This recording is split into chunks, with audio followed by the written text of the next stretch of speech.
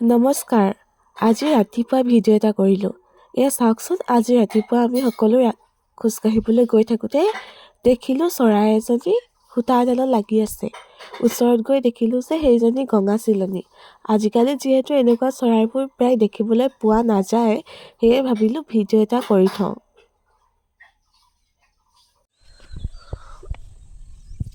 ইমান ধুনীয়া দেখিবলৈ ন? তই মুখখন দেখুৱা। তুমি গঙা চিলনী বুলি কেনেকৈ জানিলা? গঙা চিলনী চিনি নাপাওঁ নেকি?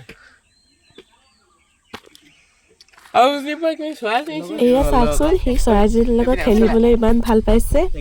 চৰাইজনী দেখিবলৈও সঁচাই বহুত ধুনীয়া, নহয়নে?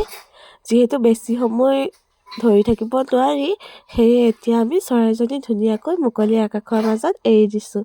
এয়া চাওক, প্ৰথমতে চৰাইজনী যাবলৈ মনেই কৰা নাছিলে, তাৰ পাছতে লাহেকৈ উৰি যাবলৈ ধৰিলে। ইমান ধুনীয়া চৰাইজনী অৱশ্যে উৰুৱাই পঠিয়াবলৈ মন নাছিলেই। তথাপিও কি কৰিব, উপায়তো নাই। প্ৰকৃতিৰ বস্তু এৰি দিবই লাগিব। তথাপিও কিন্তু চৰাইজনী উৰুৱাই মনটো ভাল লগা নাই। সেয়ে মই দূৰ পোৱালৈকে জুম কৰি চাই আছোঁ। দেখিছেনে?